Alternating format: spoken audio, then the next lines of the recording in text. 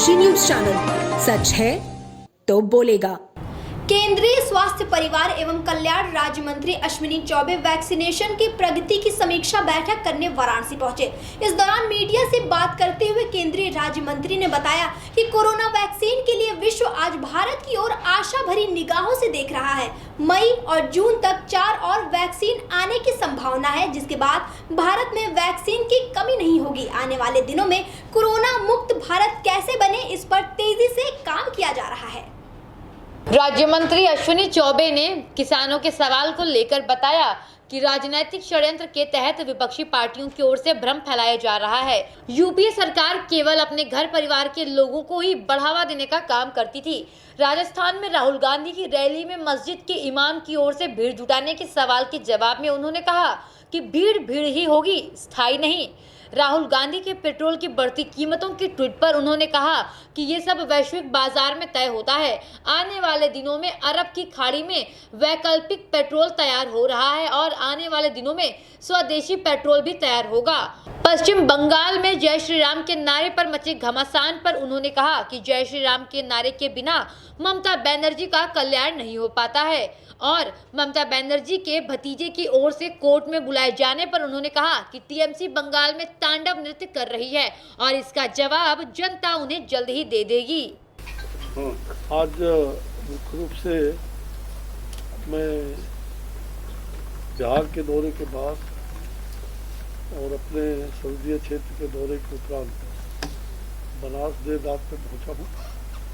अभी हमारे सीएमओ, सभी इम्यूनाइजेशन ऑफिसर, वैक्सीन के जो इंचार्ज है, सभी लोगों से एक समीक्षा कर रहे थे। वाराणसी में society for social action and research संस्था द्वारा आयोजित विश्व प्रतिभा सम्मान समारोह राजकीय बालिका इंटर कॉलेज में संपन्न हुआ। कार्यक्रम में अपने कार्य के प्रति जागरूक लोगों को सम्मानित किया गया। इस वर्ष कार्यक्रम में काशी गौरव सम्मान जन स्वास्थ्य एवं सामाजिक सेवा क्षेत्र में उत्कृष्ट योगदान हेतु doctor Avdhesh Kumar Kaushik, chairman Popular Hospital Varanasi को दिया गया। शिक्षा सुधार एवं शैक्षणिक क्षेत्र में उत्कृष्ट योगदान हेतु निशा यादव, प्राचार्य राजकीय बालिका इंटर कॉलेज मलदहिया तथा चिकित्सा क्षेत्र में उत्कृष्ट योगदान हेतु डॉक्टर रश्मि सिंह, चिकित्साधिकारी MD DDGU को सम्मानित किया गया। कार्यक्रम की अध्यक्षता प्रोफेसर कल्पलता पांडे, कुलपति जननायक चंद्रशेखर विश्वविद्यालय बलिया ने किया। संस्था की कार्यकारिणी अध्यक्ष डॉक्टर राकेश्वरी प्रसाद ने अतिथियों का स्वागत करके कार्यक्रम की शुरुआत की। Society for social action and research संस्थान के कार्यों पर भी उन्होंने प्रकाश डाला एवं तरुण कुमार द्विवेदी ने आचार्य ब्रजवल्लभ त्रिवेदी के व्यक्तित्व एवं कृतित्व पर प्रकाश डाला।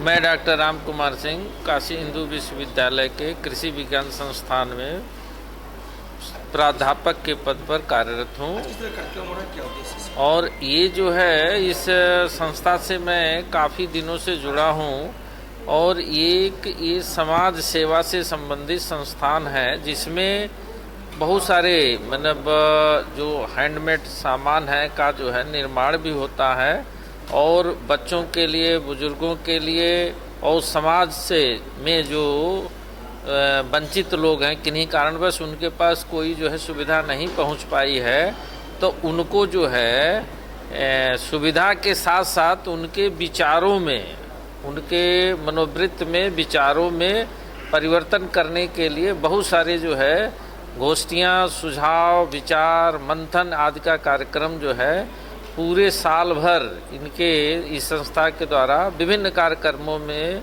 कराया जाता है और उसमें लोगों को जो है जो अच्छे अपने क्षेत्र में विशिष्ट कार्य किए हैं बनारस से संबंधित लोगों को विभिन्न प्रकार के पुरस्कारों के द्वारा पुरस्कृत किया जाता है, जिससे समाज में उसका एक संदेश जाए और दूसरे लोग भी जो है उसका अनुसरण करें।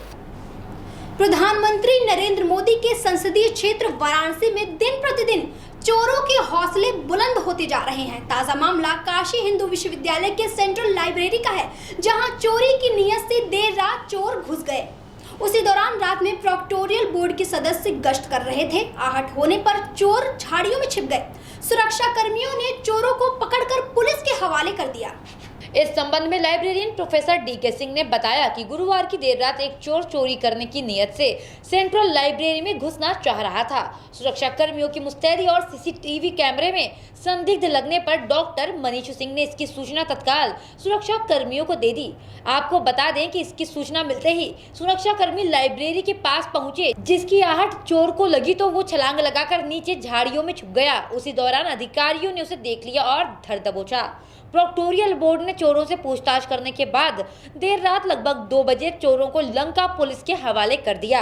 आपको बता दें कि इससे पूर्व भी चोरों ने सेंट्रल लाइब्रेरी से लाखों रुपए के सामान चुराए हैं और लॉकडाउन के दौरान इस तरह की कई घटनाएं भी हुई हैं। पुलिस चोर को अपने कब्जे में लेते हुए पूछताछ में जुटी हुई है। उम्मीद ये की जा रही है कि BHU में चोरी की अनेक घटनाओं का पुलिस जल्दी पर्दाफाश करेगी। इन घटनाओं में और कितने लोग शामिल हैं, उनका भी जल्दी पता लगाया जाएगा।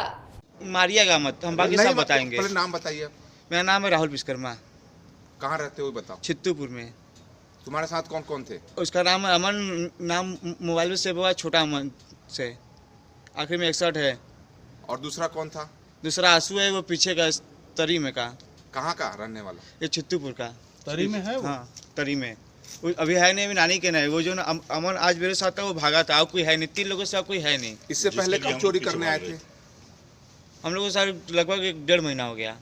पूरा जो यहाँ जो पेपर में भी आया था इतने करोड़ों के चोरी हुआ था। ये बात नहीं सर, ऐसी बात नहीं। इतना लंबा हम लोग चोरी नहीं करते हैं। हम लोग सिर्फ खाली थोड़ा तांबा में वो पाइप वाला तोड़े थे, बस और कुछ नहीं। काशी हिंदू विश्वविद्यालय के मधुबन में उन्नाव की बेटी को न्याय दिलाने हेतु एक सभा का आयोजन किया गया।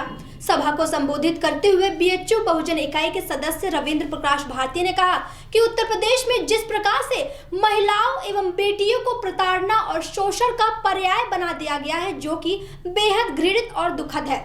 सत्ता की शह ने उत्तर प्रदेश की कानून व्यवस्था को मठ की देवदासी बना दिया है और बदस्तूर घटनाएं जारी हैं।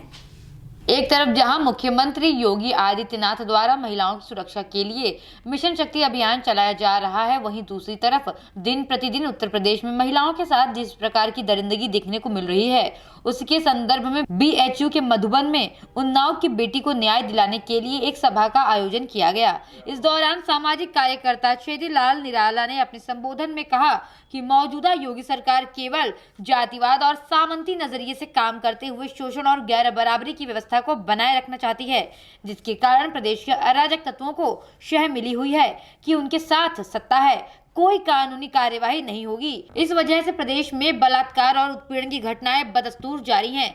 हमारा आह्वान है कि आइए एक बार फिर से अन्याय के खिलाफ अपनी आवाज बुलंद करते हैं। जी, अपना नाम और परिचय बता दीजिए। मेरा नाम रविंद्र प्रकाश भारती है। BHU बहुजन इकाई का मैं सदस्य हूँ। रविंद्र जी, किस प्रकार का आज आप लोग विरोध कर रहे हैं? हमारा विरोध प्रदर्शन उन्नाव की घटना को लेकर के है। जिस तरीके से तीनों बहनों को उन्नाव और देश भर में तमाम इस तरीके की घटनाएं, खासकर उत्तर प्रदेश को जिस तरीके से एक तरीके से मठ की देवदासी बना दिया गया। जैसे पुराने समय में एक प्रथा थी कि देवदासी बना के महिलाओं का उत्पीड़न किया जाता था, आज उसको ही पूरे देश को, प्रदेश को मठ बना दिया गया है और पूरे देश की कानून व्यवस्था को उस देवदासी की जिधर मन करे, जैसे मन करे वैसा उत्पीड़न कीजिए। सब राम राज्य है और इस राम राज्य में कोई किसी को बोलने वाला नहीं है। कोई इस उत्पीड़न का, अत्याचार का कोई संज्ञान लेने वाला नहीं। इस कानून व्यवस्था को कोई, आप सोचिए ना, जो आपराधिक तत्व हैं उनको सह कहाँ मिलती है, कैसे मिलती है कि उसी उन्नाव में इस तरीके की घटना दोहराई जाती है। केवल उन्नाव में नहीं, लगातार घटनाएं जारी हैं। कोई संजीदा आदमी, कोई सजग आदमी कितनी बार प्रतिरोध करेगा, कब तक प्रतिरोध करेगा? यदि सत्ता ने इस बात को तय कर लिया है कि वो अपनी जनता पर, जिसने उनको वोट दिया, उन्हीं जनता पर जिसके दम पर वो खड़े हुए, उसका लगातार उत्पीड़न करते रहेंगे। आखिर ये कौन सा राम राज्य है? ये कौन सी सरकार है? ये कौन सी कानून व्यवस्था है जिसकी दुहाई बार बार दी जाती है कि हम तो साधु संत आदमी हैं। आज दशाश्वमेध घाट पर नाविक समाज की एक अहम बैठक हुई। बैठक में मोटर बोट को CNG में कन्वर्ट करने के आदेश पर चर्चा की गई। नाविकों द्वारा आयोजित बैठक में नगर निगम CNG कंपनी के अधिकारी भी शामिल हुए। नाविकों ने CNG लगवाने के फैसले को समर्थन दिया, मगर कुछ समस्याओं पर भी वार्ता हुई। अधिकारी गणों ने समस्याओं को सुना और सबको नोट किया और फिर उन्होंने आश्वासन दिया कि वो उच्च अधिकारियों तक ये बात पहुंचाएंगे और हर समस्याओं को दूर करेंगे। बैठक में मुख्य रूप से प्रमोद मांझी, शंभू मांझी इत्यादि लोग उपस्थित रहे। अपना नाम पर बताए। मेरा नाम बाबू साहनी है, मैं नाविक हूँ। बाबू जी, किस लिए बैठक हुई थी? कौन अधिकारी आए थे यहाँ पे? यहाँ पे नगर निगम से कुछ अधिकारी आए थे और सीएनजी के कुछ अधिकारी आए थे, उनसे हम लोगों की वार्ता हुई है ये सीएनजी को लेके। पूर्व में जैसे 3 साल से ये वार्ता चली आ रही है, डीएम साहब ने भी मीटिंग की है, कमिश्नर साहब ने मीटिंग की है, तो सारे समाज ने इस पर एग्री किया है कि हम सीएनजी को कन्वर्ट कराएंगे। मगर अभी कोविड-19 की वजह से 8 महीने से हमारे समाज की स्थिति बहुत ही दैनिक हो गई है। इसी बीच में एक कार्यक्रम हुई थी, हमारे समाज के ही कुछ एक जो व्यक्ति थे उनको जो है महानगर अध्यक्ष बनाया गया था, तो महानगर मंत्री बनाया गया था। उसी बीच में हमारे मंत्री साहब नीलकंठ तिवारी जी ने ये अनाउंसमेंट किया है कि जो बनारस की जितनी भी नावें हैं वो सरकार द्वारा निःशुल्क में कन्वर्ट कराया गया है। ये बात जैसे ही हम लोगों को पता चला कि हमारे समाज में पूरी खुशी और उल्लास का लहर दौड़ गया कि भाई हम गरीब समाज है, हमारे पास इतना पैसा कहाँ है कि हम लोग सीएनजी लगाया जाए, क्योंकि सीएनजी की जो कॉस्ट है वो बहुत ज़्यादा ही दुगनी है और सारे लोग इतना पैसा नहीं कमाते कि ये 2 लाख 3 लाख की सीएनजी लगा सकते हैं। तो ये बात जहाँ बीच में हम लोग की चर्चा हुई है तो ये बहुत अच्छी बात है। मैं चाहता हूँ कि सरकार द्वारा सारे नावों में निःशुल्क सीएनजी लगाई जाए और हमारा समाज इसे हंसी खुशी लगाएगा और माँ गंगा के लिए जो भी करना है वो करेगा। वाराणसी के सर्किट हाउस पहुंचे कैबिनेट मंत्री अनिल राजभर। इस दौरान उन्होंने कार्यकर्ताओं के साथ एक बैठक की। बैठक के दौरान उन्होंने कहा कि बहराइच में प्रधानमंत्री नरेंद्र मोदी द्वारा जो महाराज सुहेलदेव की याद में मूर्ति की स्थापना की जा रही है वो बहुत ही सराहनीय है, जिससे आज के युवाओं को भी सीख मिलेगी और वह महाराज सुहेलदेव के दिखाए गए रास्तों पर चलेंगे। वाराणसी के सर्किट हाउस पहुंचे कैबिनेट मंत्री अनिल राजभर ने राजभर समाज के साथ एक बैठक की, जिसमें उन्होंने बताया कि महाराज सुहेलदेव की याद में प्रधानमंत्री नरेंद्र मोदी द्वारा बहराइच में मूर्ति स्थापना के लिए आधारशिला रखी गई है और उसी क्रम में बनारस के राजभर समाज के युवाओं ने बनारस के सारनाथ स्थित महाराज सुहेलदेव पार्क में भव्य कार्यक्रम का भी आयोजन किया और महाराज सुहेलदेव को श्रद्धांजलि अर्पित की। इसी क्रम में राजभर समाज से जुड़े हुए लोगों को बुलाकर के सम्मानित भी किया गया। मंत्री जी, आज किस प्रकार का यहाँ पर बैठक था और क्या था, किस पदाधिकारियों को सम्मानित किया गया था, क्या इसके बारे में क्या कहना? नहीं, आपने देखा होगा कि राष्ट्रवीर महाराजा सुहेलदेव राजभर जी की याद में एक भव्य स्मारक की आधारशिला पूज्य प्रधानमंत्री जी ने बहराइच की धरती पर रखा और उसी क्रम में बनारस के हमारे राजभर युवा समिति के लोगों ने सारनाथ में महाराजा सुहेलदेव के पार्क में एक भव्य कार्यक्रम को आयोजित करके महाराजा सुहेलदेव राजभर जी को श्रद्धांजलि अर्पित करने का काम किया। तो ऐसे जो हमारे संगठन के लोग हैं उनको यहाँ बुलाकर आज सम्मानित किया गया है। फागू राजभर जी जो प्रदेश के अध्यक्ष हैं और उनके साथ प्रेम पुजारी जी, निहाल राजभर जी, शेखर राजभर जी, माता प्रसाद राजभर जी, संजय राजभर जी, हमारे मिथुन राजभर जी, नगेंद्र राजभर जी, तमाम लोग आज जो है यहाँ पे आए। कितनी की संख्या में लोग यहाँ पर जुटे? संख्या आपके सामने है। वाराणसी में श्री राम मंदिर निर्माण हेतु काशी के सराफा व्यापारियों ने श्री राम जन्मभूमि तीर्थ क्षेत्र न्यास के महासचिव चंपत राय को 30 लाख का चेक समर्पित किया।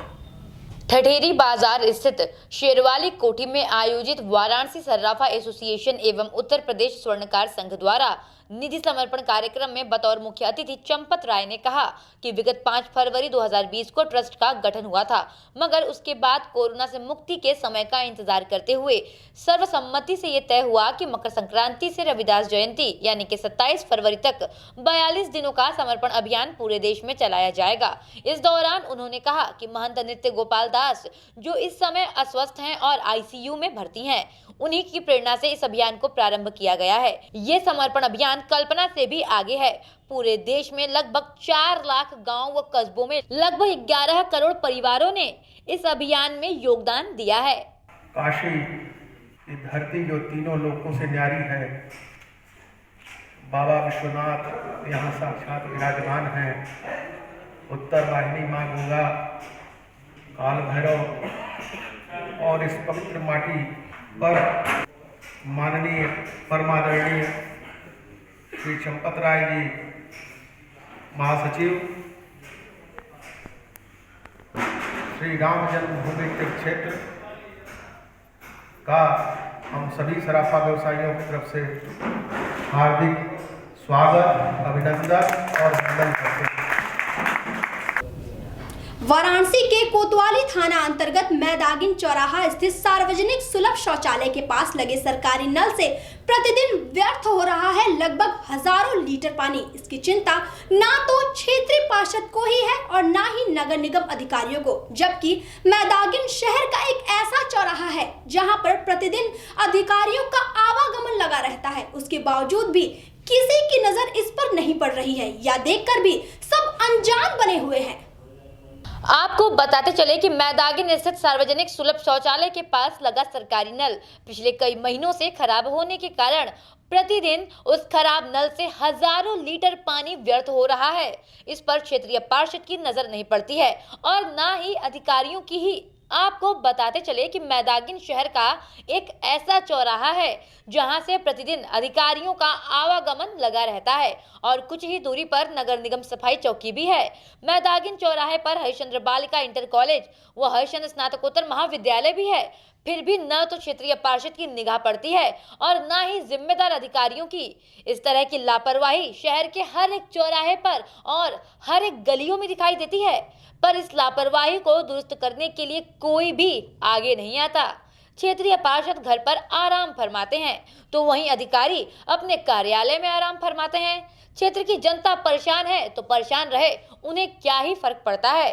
वहीं जब मुख्यमंत्री का दौरा शुरू होता है तो रातों रात सड़कें, नल इत्यादि चीजों को टेम्परेरी ही दुरुस्त करा दिया जाता है। उसके बाद सब कुछ अपने पुरानी स्थिति में वापस आ ही जाता है। सेवापुरी कपसेठी थाना क्षेत्र के कालिका धाम हरिभानपुर चौराहे के पास देर रात बाइक और बोलेरो के बीच हुई टक्कर। इस टक्कर में बाइक सवार व्यक्ति गंभीर रूप से घायल हो गया। सूचना पाते ही मौके पर पहुंची पुलिस ने घायलों को इलाज के लिए अस्पताल में भर्ती कराया। सेवापुरी कपसेठी थाना क्षेत्र के कालिका धाम हरिभानपुर चौराहे के पास देर रात बाइक और बोलेरो की टक्कर हो गई, जिसमें बाइक सवार 35 वर्षीय सुनील कुमार सरोज नामक व्यक्ति गंभीर रूप से घायल हो गया। घटना की सूचना मिलते ही मौके पर पहुंची कपसेठी पुलिस ने घायल को इलाज के लिए एक नजदीकी निजी अस्पताल में भर्ती कराया है और घायल सुनील कुमार सरोज ऊपरवार गांव का निवासी है, जो अपने रिश्तेदार के यहां गया हुआ था। स्थानीय लोगों की मदद से कपसेठी पुलिस ने बोलेरो को कब्जे में लेते हुए चालक अजित यादव को भी हिरासत में ले लिया है। सर्व सेवा संघ के राजघाट परिसर में 16 फरवरी से 20 फरवरी तक उत्तर प्रदेश के विभिन्न जिलों से आए हुए युवाओं का शिविर सफलतापूर्वक आयोजित हुआ। इस आवासीय शिविर में 50 युवा और 25 से अधिक वक्ताओं के बीच संवाद हुआ। शिविर का आयोजन सर्व सेवा संघ के युवा मोर्चा के संयोजक बजरंग सोनावड़े और परिसर संयोजक राम धीरज के द्वारा किया गया। इस आवासीय शिविर में 50 युवा और 25 से अधिक वक्ताओं के बीच संवाद स्थापित हुआ। शिविर का आयोजन सर्व सेवा संघ के युवा मोर्चा के संयोजक बजरंग सोनावड़े और परिसर संयोजक राम धीरज के द्वारा किया गया। शिविर में मुख्य रूप से Professor Dipti, Professor DM Diwakar, Rakesh Rafiq, Ramchandra Rahi आदि लोगों की उपस्थिति रही। कार्यक्रम के संचालन में विनोद कमलेश, अनूप श्रमिक, जागृति राही इत्यादि लोगों की प्रमुख भूमिका रही। मेरा नाम राम धीरज है। मैं गांधी विचार का एक कार्यकर्ता हूं और इस सर्व सेवा संघ जो गांधी विचार की राष्ट्रीय संस्था है उसके साथ जुड़ा हुआ हूं। आज किस तरह की किसान आंदोलन की चर्चा हो रही है, क्या उद्देश्य है? आज ये चर्चा दरअसल किसानों पर इस बात के लिए है कि इस देश का किसान कई महीने से बैठा हुआ है, द्वेलित है, क्योंकि उसकी फसलों का दाम नहीं मिल रहा है और आगे और भी संभावना बन रही है कि उसको नहीं मिलेगा, क्योंकि सरकार कानून बना करके पूरे बाज़ार को खोल रही है, जिसमें जो किसान अभी खेती कर रहा है उसके लिए बहुत ही मुश्किल काम हो जाएगा, क्योंकि भंडारण से लेकर के MSP तक और बाकी कॉन्ट्रैक्ट फार्मिंग तक के जो सरकार कानून बना रही है उसमें पूरी संभावना है, साफ संभावना है कि किसान के लिए जीवन मरण का सवाल होगा और ठीक उसी तरह के कानून हो जाएंगे जैसे अंग्रेज़ों के ज़माने में अंग्रेज़ों ने बनाया था।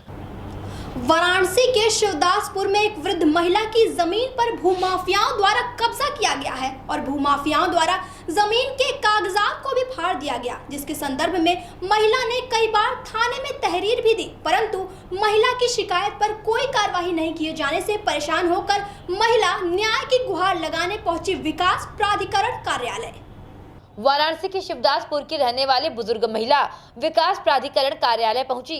महिला का कहना था कि शिवदासपुर में उसका एक मकान है जिस पर माफियाओं द्वारा कब्जा कर लिया गया है और उसके कागजात को भी फाड़ दिया गया है। इसके साथ ही महिला का कहना था कि कई बार वो थाने पर भी गई है और एसएसपी कार्यालय भी कई बार जा चुकी है, लेकिन अभी तक कोई भी कार्यवाही इस संदर्भ में नहीं की गई है। महिला ने आरोप लगाते हुए बताया कि शिकायत करने पर भूमाफियाओं के द्वारा हमें जान से मारने की धमकी दी जाती है, इसीलिए वो विकास प्राधिकरण कार्यालय अपने कागजात को लेकर के पहुंची हैं और इस मामले में इंसाफ मांग रही हैं। दादी, आज आप कहाँ आई हुई है, क्यों आई हुई, क्या मामला है? मैं एप्लीकेशन देने आया हूँ कोर्ट में, जो है कि वो सुडान समिति जमीन 252 है, जो है कि राम बदन संजय सिंह नीरज सिंह को बेच दिए हैं।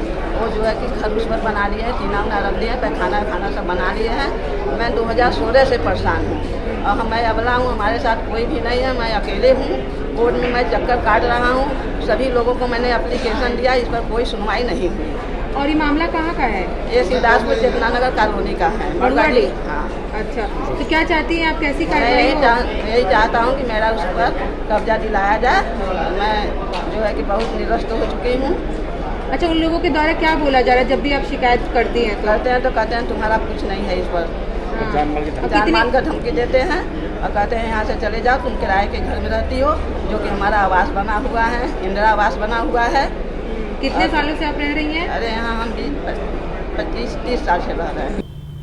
अपने एक दिवसीय दौरे पर अपना दल की राष्ट्रीय अध्यक्ष पल्लवी पटेल वाराणसी पहुंची। इस दौरान अपना दल की राष्ट्रीय अध्यक्ष पल्लवी पटेल ने प्रेस वार्ता कर बताया कि पंचायत चुनाव और विधानसभा चुनाव को देखते हुए संगठन का विस्तार और पार्टी के कार्यकर्ताओं की जिम्मेदारियां देने के लिए प्रेस वार्ता आयोजित की गई है। कार्यक्रम में अपना दल पार्टी संगठन कैसे मजबूत करे, उस पर विशेष चर्चा भी की गई। अपना दल की राष्ट्रीय अध्यक्ष पल्लवी पटेल पहुंची वाराणसी। इस दौरान पार्टी को मजबूत बनाने के लिए कई मुद्दों पर उन्होंने चर्चा भी किया। साथ ही अपना दल की राष्ट्रीय अध्यक्ष ने बताया कि बीजेपी सरकार लगातार लोगों पर अत्याचार करती ही जा रही है, जैसे महंगाई को लेकर पेट्रोल, डीजल, गैस इत्यादि के दामों में दिनों दिन बढ़ोतरी होती ही जा रही है। राष्ट्रीय अध्यक्ष ने बताया कि किसानों के साथ अन्याय किया जा रहा है। लगभग 3 महीने होने को है और सरकार ने जो किसान बिल लागू किया था उसको अभी तक समाप्त नहीं किया है। पल्लवी पटेल ने बताया कि हर वर्ग के लोग किसानी कर रहे हैं, ऐसे में किसानी को लेकर हर वर्ग के लोगों को आंदोलन में सहयोग देना चाहिए और उनके साथ चलना चाहिए। पल्लवी पटेल ने बताया कि हमारा संगठन किसानों के साथ मिलकर चलेगा और उनको न्याय दिलाने का कार्य करेगा। लोगों को जिम्मेदारियां देने के लिए ये कार्यक्रम का आयोजन किया गया है और इसमें बेसिकली और महत्वपूर्ण तरीके से हम बात करेंगे कि संगठन में कहाँ लूप होल्स हैं, उनको कैसे दुरुस्त करते हुए चुनाव में अच्छे से अच्छा प्रदर्शन किया जाए। मैम, महंगाई को लेकर जैसे महंगाई बढ़ रही है और लोगों को परेशानी हो रही है, इस पे आपका क्या कहना है? देखिए, अकेले सिर्फ महंगाई नहीं है, हर जगह पर लोगों को परेशानी है और हर तबका इस वक्त परेशान है। कहीं ना कहीं सरकार को इस पे ध्यान देने की ज़रूरत है और विशेष रूप से आजकल जो आंदोलन किसानों को लेकर के चल रहा है, हर वर्ग, हर समाज का व्यक्ति खेती किसानी से जुड़ा हुआ है।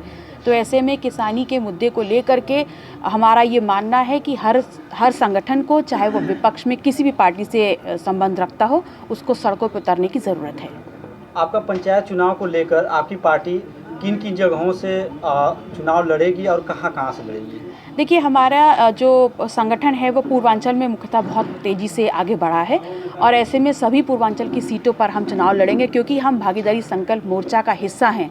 तो ऐसे में आपसी सहमति से सीटों का बंटवारा करते हुए हम हर जगह चुनाव अच्छे से लड़ेंगे और विजयश्री हासिल करेंगे। प्रधानमंत्री नरेंद्र मोदी के संसदीय क्षेत्र वाराणसी में एक बार फिर लव जिहाद का मामला प्रकाश में आया है। ताजा मामला सिगरा क्षेत्र के रहने वाली एक युवती का है, जहां झूठे प्रेम जाल में फंसाकर मुस्लिम लड़के ने हिंदू लड़की से शादी कर ली है और शादी के बाद उसे प्रताड़ित करने लगा, जिसके संदर्भ में युवती न्याय की गुहार लगाने पहुंची एसएसपी कार्यालय। इस संदर्भ में पीड़िता का कहना है कि उसने कई बार थाने में तहरीर भी दी है, पर अब तक कोई कार्रवाई नहीं की गई है। वाराणसी में लव जिहाद को लेकर के एसएसपी कार्यालय पहुंची महिला। दरअसल मामला ये है कि सिगरा क्षेत्र की रहने वाली प्रार्थनी ने एक व्यक्ति पर आरोप लगाया है कि युवक ने झूठ बोलकर कि वो हिंदू है और युवती से विवाह करने के बाद युवती को बार बार प्रताड़ित करने के साथ ही गैर मर्दों के साथ जबरदस्ती उसको संबंध बनाने का दबाव भी उस पर बना रहा था, जिस पर पीड़ित महिला ने एसएसपी ऑफिस में आज न्याय की गुहार लगाई है। पीड़िता का कहना था कि इसके पहले वो कई बार थानों पर भी जा चुकी है, लेकिन थाने पर कार्यवाही नहीं होती है, उल्टा उसे ही बुरा भला बोला जाता है। प्रार्थनी का कहना था कि 17 जनवरी 2021 की रात 11 बजे मारने पीटने के बाद युवक के द्वारा उसका अश्लील फोटो लिया गया और इंटरनेट पर वायरल कर देने की धमकी दी गई और कहा गया कि अगर तुमने कुछ बोला तो तुम्हें बदनाम कर देंगे और तुम्हारे भाइयों को जान से मार डालेंगे।